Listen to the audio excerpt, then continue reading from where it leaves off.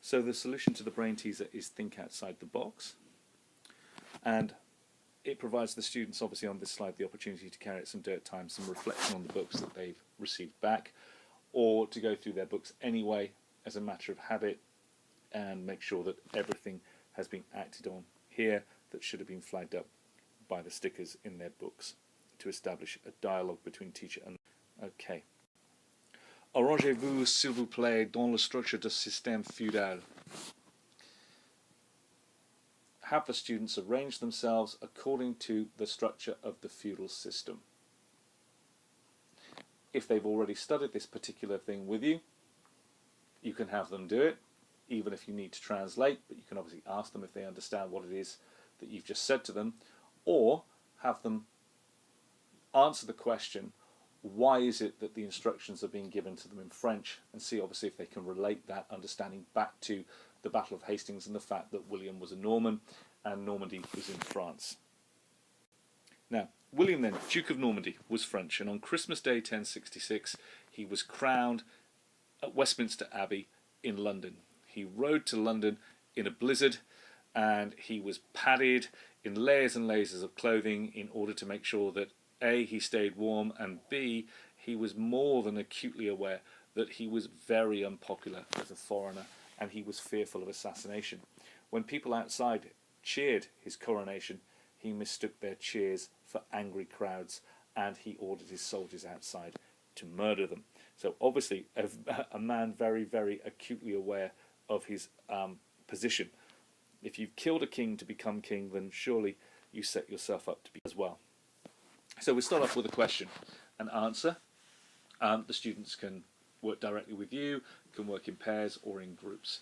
If you became the leader of a foreign country just like William, how would you protect yourself and keep control? So obviously it gets them to think about the way in which people control countries today, and obviously might draw upon some prior learning that they... Having completed that discussion then on the issues of control, let's focus back again now on how William actually did it. William would have 4 key ways in which he would attempt to control the British, and you are going to be teaching the children about these 4 areas, and all the way through this comparing and contrasting how this compares with how governments control us today. And hopefully you'll see that there are differences, but you'll also probably see examples of continuity as well. So William will do 4 things. We've already mentioned the feudal system, so that will be studied, where he completely reorganises the social structure of Britain. The Domesday Book, where he appreciates the power of information. Knowledge is power. If he knows everything about everyone, he can control everyone. So we will study the Domesday Book. He rewards his supporters, so he builds up patronage and people who will help him, because obviously one man alone cannot rule a country entirely without help. And today's focus, the building of castles for protection. How do castles help control a country? It's more than just a base for soldiers. It's also about the psychological impact of castles on the people that they dominate. I will often introduce this particular task by standing on a chair or standing on a table and looking down on students to see if that gives them that impact.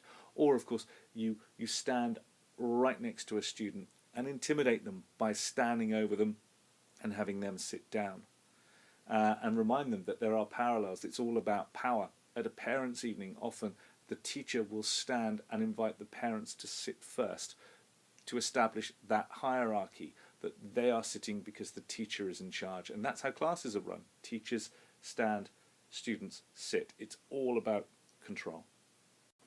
So the objectives and the outcomes for the lesson. And now we move on to the actual main task. Now, this is going to be an introduction to something called collective memory.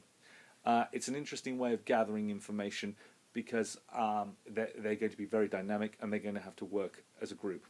Now, arrange the class ideally into groups of 4 and have the students number themselves from 1 to 4.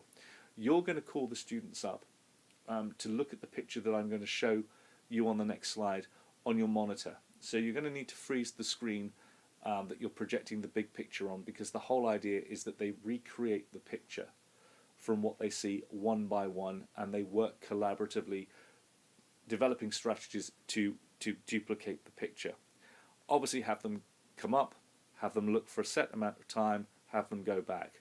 Go through it at least once where all of them get to see the picture before you actually pause and have them reflect on how they're working and get them to action plan a way in which they could possibly do this more efficiently.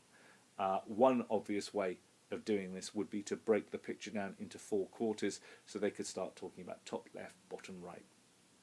So this is the picture that they're going to attempt to duplicate, and you have the option of providing them with each of these statements that they could add on as they're doing it, or they can add it on afterwards. It's not an art lesson. We're not looking for an exact copy. That's not the point. What we're looking for are the features and how they work.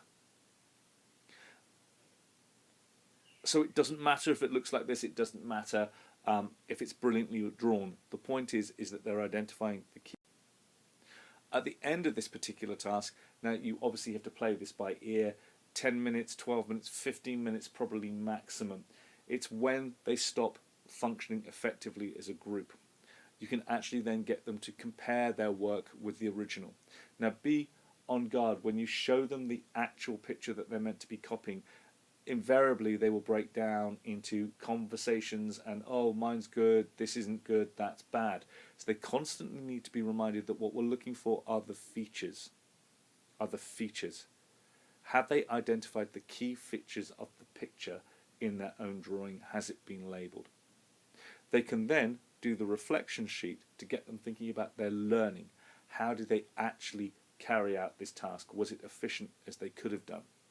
Now your extension task then could be to look at other castles to see how they have changed or evolved, looking for differences, advances, continuity, or even look at other buildings, other modern pieces of architecture to identify the key features. This concept of key features is terminology that will be used in their GCSE exam. So when we ask the key features of a picture, of an event, can they be comfortable in what they are being asked?